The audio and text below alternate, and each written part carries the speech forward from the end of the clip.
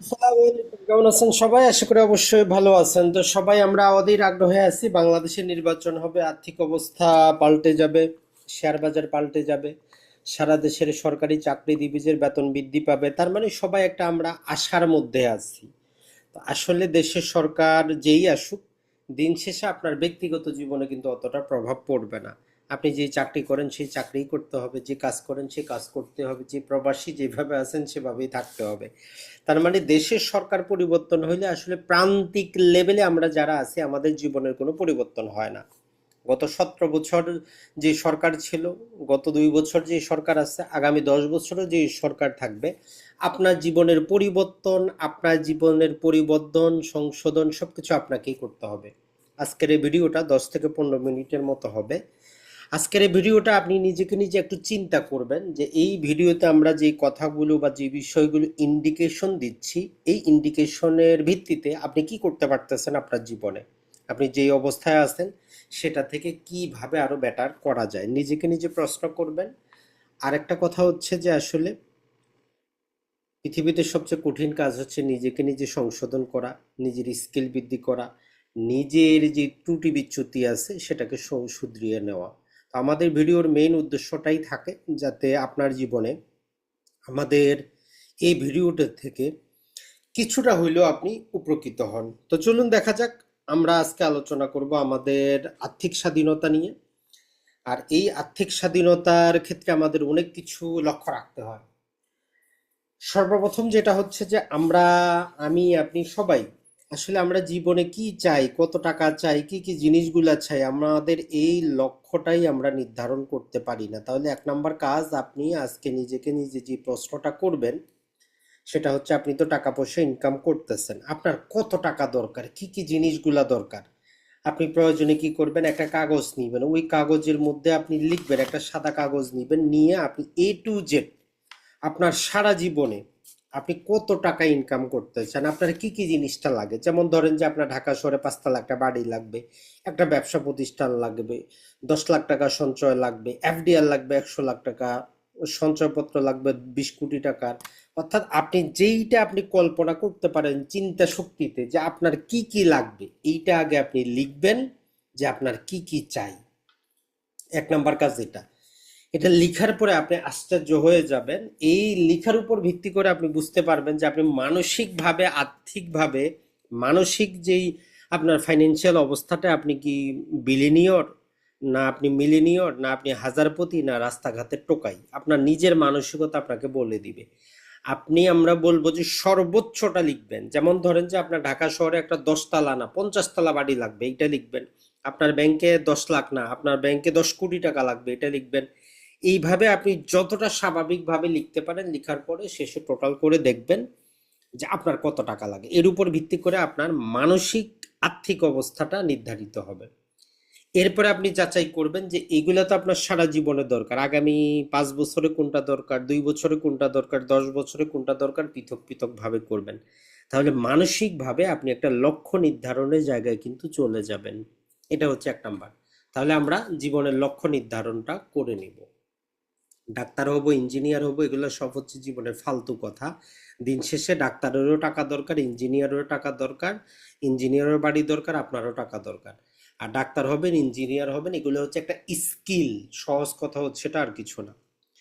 2 number যে জিনিসটা সেটা হচ্ছে যে আমরা যে কাজটা করব সেটা হচ্ছে আমরা যে যে পেশায় আছি, আপনি ডাক্তার হন, ইঞ্জিনিয়ার হন, আপনি দিনমজুর হন, কৃষক হন, প্রবাসী হন, যেটাই হন, আমাদের যে টার্গেটটা থাকে আমরা কিভাবে টাকা বাড়াবো, কিভাবে আয় বৃদ্ধি করব, ওইটা না করে যদি আমরা স্কিল বৃদ্ধি করি। দেখেন যে একটা কোম্পানিতে আপনি যদি 50,000 বেতন পান, একই কোম্পানি কোনো ব্যক্তিকে 10 লক্ষ টাকা বেতন দেয়, আবার কোনো ব্যক্তিকে 2,000 টাকা, 5,000, 10,000 টাকাও বেতন দেয়। তার মানে কোম্পানির কোনো দোষ নাই, দোষ হচ্ছে আপনার স্কিলের। তাহলে আমরা কি করতে হবে, আমাদের স্কিলটা বাড়াইতে হবে। এখন এই স্কিল নানা প্রকার ভাবে হইতে পারে। তাহলে আজকে থেকে আমরা আয় বৃদ্ধির দিকে না গিয়ে আমরা স্কিল বৃদ্ধির দিকে কিছু টাকা পয়সা বিনিয়োগ করব। ওই স্কিলটাই আপনার টাকা পয়সা এনে দিবে। আপনি যদি আয়ের পিছনে ঘুরেন, আয়টা বাড়াবেন, জীবনেও আপনি পারবেন না, প্রতারিত হবেন, বঞ্চিত হবেন, শোষিত হবেন, লাঞ্ছিত হবেন। এবং এই সরকারি কর্মকর্তাদের মতো আপনারে কি করতে হবে, মিছিল মিটিং করতে হবে, দরকার নাই। আপনি স্কিল ডেভেলপ করেন, আপনার আয় অটোমেটিক আপনাকে অনুসরণ করবে। তাহলে দুইটা, এক নম্বর হচ্ছে আমরা লক্ষ্য নির্ধারণ করব, দুই নম্বর হচ্ছে আমরা আমাদের স্কিলটা ডেভেলপ করব, ওই স্কিলই আপনাকে টাকা এনে দিবে। তিন নাম্বার, আপনি যত টাকা পয়সা ইনকাম করেন যদি আপনার খরচটা আপনার নিয়ন্ত্রণে কন্ট্রোলে যদি না থাকে, বিশেষত প্রবাসীদের কন্ট্রোলে থাকে না, রাখা সম্ভব হয় না, এটার উপর আপনাকে কাজ করতে হবে, কঠিন কাজ করতে হবে, যে আপনার খরচাটা আপনাকে কন্ট্রোল করতে হবে। তার মানে শুধু যে দেশের বাজেট হয় এমন না, আপনার জীবনের একটা বাজেট, আপনার বছরের একটা বাজেট, আপনার মাসের একটা বাজেট লাগবে। নর্মালি যেটা হয় আমাদের জীবনে, আমাদের কিছু নিড থাকে, যেমন ধরেন যে প্রাত্যহিক যে খরচাপাতি, খাবার দাবার, এটাকে বলি যে আমরা নিড, এটা আপনার লাগবেই লাগবে, এটা আপনি কাটছাট করতে চলতে পারবেন না সমাজে। কিন্তু যেটা আপনি ওয়ান্ট, যেটা আপনি চান, যেটা না হইলেও কিন্তু আপনার চলবে, ভালো একটা বাড়ি, ভালো একটা গাড়ি, যেটা আপনার আগামী মাসে হইলেও চলবে, 6 মাস পরে হইলেও চলবে, 2 বছর পরে হইলেও চলবে, এইটাকে যতটা পারবেন কাট অফ করবেন, বাদ দিয়ে দিবেন। তবে যেটা আপনার প্রয়োজন, নিড, সেটা তো লাগবেই। তার মানে যেটা হচ্ছে, আপনি যত টাকা পয়সা ইনকাম করেন, ওই টাকা পয়সা থেকে আপনার প্রয়োজনীয় খরচ মেটানোর পর যেইটা আপনার ওয়ান্ট, আপনি চান, ওই খরচটা বাদ দিবেন। তার মানে খরচে আপনি কাটছাট করবেন, স্বাভাবিক সহজভাবে চলার চেষ্টা করবেন। কতদিন পর্যন্ত? যতদিন পর্যন্ত আর্থিক স্বাধীনতা আপনি অর্জন না করতেছেন, খরচটা আপনার কন্ট্রোলে থাকতে হবে। যেমন ধরেন যে সিম্পল, আপনি 1 লক্ষ টাকা ইনকাম করেন, এখন এই 1 লক্ষ টাকাকে নর্মাল আমাদের প্রিন্সিপালে বলি যে আমরা 3টা ভাগে ভাগ করবেন। একটা ভাগ আপনার প্রতি থাকবে সম্পূর্ণরূপে, আপনি সেটা ব্যয় করবেন আপনার পোশাক আশাক, আপনার চলাফেরা, আপনার স্কিল ডেভেলপমেন্ট, এইটা আপনার জন্য। আপনি যেহেতু একটা টাকার মেশিন ইনকাম করতেছেন, ওই মেশিনে পর্যাপ্ত আপনার যাবতীয় যত প্রকার তেল, অয়েল, মোবিল যা লাগে সব আপনাকে দিতে হবে, আপনাকে আপনার মতো করে গতিশীল থাকতে হবে। তাহলে 1/3 আপনার জন্য, কারণ আপনি হচ্ছেন আয় করার একমাত্র ইঞ্জিন, আপনার ইঞ্জিন আপনাকে ঠিক রাখতে হবে। আরেকটা ভাগ হচ্ছে আপনার ফ্যামিলির জন্য, যেইটার যাদের প্রতি আপনার দায়িত্ব আছে, আপনি আপনার ছেলে মেয়ে, স্ত্রী, বাবা মা, যাদের প্রতি আপনি দায়িত্বশীল, সেটা। আরেকটা ভাগ হচ্ছে যেইটা আপনি বিনিয়োগ করবেন, যেটাকে আপনাকে বিনিয়োগ করতে হবে। তাহলে এখন আপনি বলবেন যে ভাই আমার তো 1 লাখ টাকা ইনকাম করি, 70,000 টাকার তো ফ্যামিলির খরচ। আপনি যদি 10 কোটি টাকাও ইনকাম করেন, আপনার ফ্যামিলির খরচ বৃদ্ধি পাবে। কারণ আমাদের সমাজ ব্যবস্থাটা এমনভাবে তৈরি, যখনই আমাদের টাকা পয়সা ইনকামটা বাড়ে, আমাদের খরচাটাও আমরা আনুপাতিক হারে ফ্যামিলি, বাবা মা, ভাই বোন, স্ত্রী, সন্তানরা বাড়ান। তো এর জন্য এখন থেকে নিয়ন্ত্রণ করেন, যদি আপনি 50,000 টাকা ইনকাম করেন, 3 ভাগ করে ফেলান। এই যে 17,500-এর উপরের মতো করে আপনি কি করবেন, নিজের প্রতি খরচ করবেন, 17,500 ফ্যামিলিকে দিবেন, 17,500 বিনিয়োগ করবেন। আপনার ফ্যামিলি 2 বছর যদি এই মধ্যপন্থাটা অবলম্বন করে অ্যাডজাস্ট করতে পারে, আপনি সারা জীবন আর্থিকভাবে স্বাধীনতা অর্জন করতে পারবেন, সবার লাভ হবে। এদিক সেদিক ঘোরাঘুরি করতে হবে না, বিপদে কারো কাছে হাত পাততে হবে না। এই কাজটা আমরা করতে পারি না বলে আমাদের এই সমস্যাটা, এই কাজটা আমরা করতে পারি না বলে আমাদের সমাজের এই সমস্যাটা। তো এইটা আসলে একদিনে সম্ভব না, এটার জন্য আমাদের মানসিক একটা প্রস্তুতি দরকার। এই মানসিক প্রস্তুতিটার যেই প্রকার ডেভেলপমেন্ট হওয়া দরকার, আমাদের দেশে হয় না, বা আমরা কোথাও শিখিও নাই, আমাদের কেউ শিখায়ও নাই। আধুনিক যদি আমরা বিশ্বর দিকে তাকাই, অনেক পুরাতন, আজ থেকে 200-400 বছর আগেও মনীষীরা বলে গেছেন, আমরা জানতে পারি নাই। তো আজকে জানতে পারছেন, কাজে লাগান। এরপরে যেটা হচ্ছে যে আপনি যে বিনিয়োগ করতে যাবেন, বিনিয়োগ করার আগে মানসিকভাবে আরো একটু শান্তির জন্য আমাদের কিছু ইমার্জেন্সি ফান্ডের দরকার হয়। কারণ কে কখন অসুস্থ হবে, কে কখন কার টাকার প্রয়োজন হবে, ইমিডিয়েট কেউ বলতে পারে না। তো এই জন্য আপনি যেটা করবেন সেটা হচ্ছে, আপনার ফ্যামিলির মাসে যে খরচটা হয়, ধরলাম যে আপনার ফ্যামিলির 1 লক্ষ টাকা মাসে খরচ, তাইলে অ্যাটলিস্ট 3 লক্ষ টাকা আপনি আপনার সেভিং অ্যাকাউন্টে রেখে দেন। যাতে যেটা হয়, কোনো কারণবশত 1 মাসে যদি আপনার সমস্যা হয়, আপনার ইনকাম না থাকে, চাকরি চেঞ্জ করেন, ব্যবসা ভালো না চলে, ফ্যামিলি যাতে তার স্ট্যান্ডার্ড বজায় রাখতে পারে। এখন মাঝে মধ্যে কেউ অসুস্থ হইতে পারে, হসপিটালে নিতে হইতে পারে, তার খরচ আছে। তো এটার জন্য আমরা বলি যে আরো 6 মাসের, অর্থাৎ আরো 6 লাখ টাকা, টোটাল এই 9 লাখ টাকা যখন আপনার সেভিং অ্যাকাউন্টে এবং এফডিতে থাকবে, এরপরে আপনি চলে যাবেন বিনিয়োগের দিকে। তাহলে যেটা হবে, আপনাকে টেনশন করতে হবে না যে আপনার ফ্যামিলিটা কিভাবে চলবে যদি কোনো সমস্যা হয়। তাহলে এই সূত্রটা মেনে চলবে।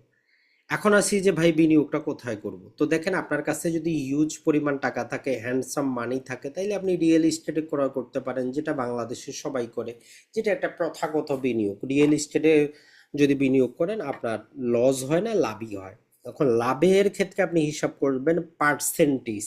1 লাখ টাকার জমি আপনি 10 লাখ টাকা বিক্রি করছেন 20 বছর পরে, এটাতে খুশি হওয়ার কিছুই নাই। হিসাব করেন যে পার্সেন্টেজে কত পার্সেন্ট আপনি পাইছেন। তাইলে রিয়েল এস্টেটটা আমরা নিরাপদ মনে করি, এটা সবাই মনে করে, তাহলে এটার মধ্যে বলার কিছু নেই।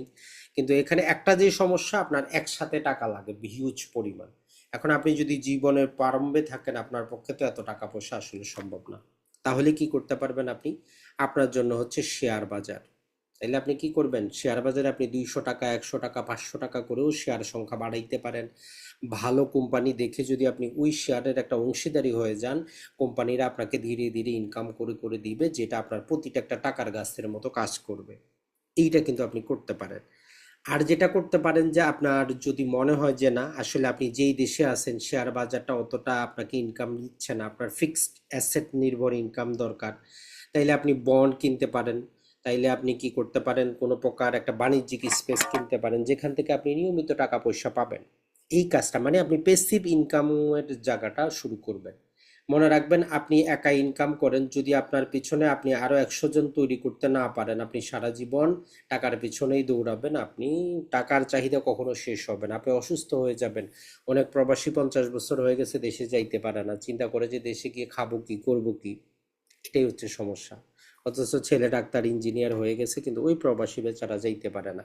আজকে যদি এই বেচারার গত 30 বছরের জীবনে সে যদি কি করতে পারতো, 1 লক্ষ শেয়ার কিনে রাখতে পারতো ভালো কোম্পানির, সে মাসে 2 লাখ টাকা কিন্তু সে পাইতো। কিন্তু এই বুদ্ধি তার কেউ দেয়ও নাই। এরপরে আসি ঋণ মুক্ত হওয়া। ঋণ মুক্ত বলতে আসলে দেখেন যে ঋণ এমন একটা জিনিস, এটা সবসময় আমরা খারাপ বলতে পারি না।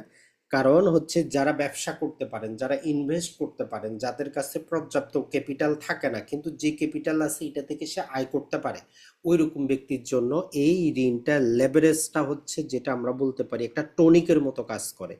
ধরেন আপনি 1 লাখ টাকা বিনিয়োগ করে বছরে 75,000 টাকা ইনকাম করতে পারেন। এখন আপনারা যদি আমি কি করতে পারি, মাত্র 15 বা 10% যদি 5 লাখ টাকা আনে দিতে পারি, আপনি কিন্তু অল্প দিনে বড় লোক হইতে পারবেন।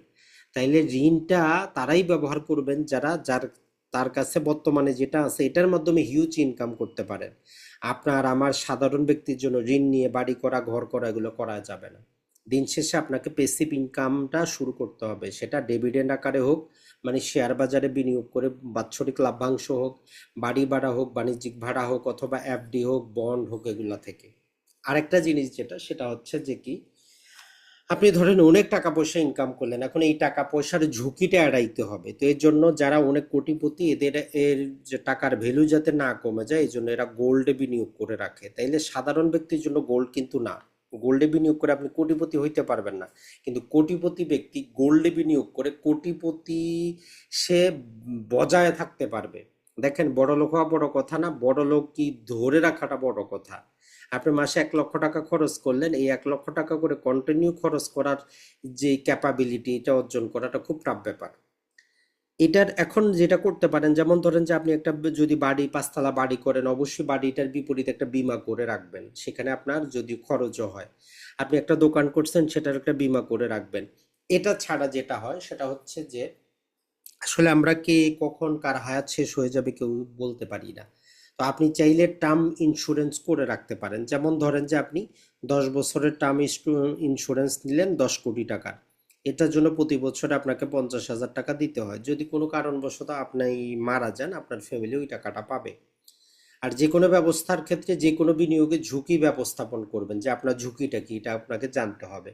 তাহলে বন্ধুরা, আমরা আজকে আপনাদেরকে পেসিভ ইনকাম রিলেটেড যে সামান্য কয়েকটা কথা বললাম, এই কয়েকটা কথা যদি আপনি আপনার জীবনে কিছুটা হইলেও কাজে লাগাইতে পারেন, একটা কথা বলবো প্রবাসীদের, কোনোটা মানেন অথবা না মানেন, আপনি পেসিভ ইনকাম অর্জন করার, আয় করার চেষ্টা চালায় যান। এই যে আপনি আগামী 10 বছর বিদেশ করবেন, 10 বছর পরে গিয়ে দেশে করবেনটা কি? ব্যবসা করবেন? ক্ষমতা না থাকলে করতে পারবেন না। দেশে মুদি দোকান করবেন? তার মানে এত বছর প্রবাস করে আপনার লাভটা হইল কি? তো তাহলে বলবেন যে ভাই করবোটা কি? যদি টাকা বেশি থাকে ভালো পরিমাণ কমার্শিয়াল জায়গা কিনেন, ভাড়ায় দিয়ে দেন, কৃষি জমি কিনেন, ভাড়ায় দিয়ে দেন, অথবা ধীরে ধীরে শেয়ার বাজারে ভালো কোম্পানির শেয়ার সংখ্যা বাড়ান, এরা আপনাকে সারা জীবন ইনকাম করে দিবে। বলবেন যে ভাই জানি না কিভাবে কি করতে হবে, আপনাদের জন্য আমাদের অলরেডি 3টা কোর্স হয়েছে, যারা পুরাতন ভিডিও নিতে চান তার রেকর্ডিং নিতে পারেন, অথবা নতুন কোর্স শুরু হবে। আসসালামু আলাইকুম, ভালো থাকবেন।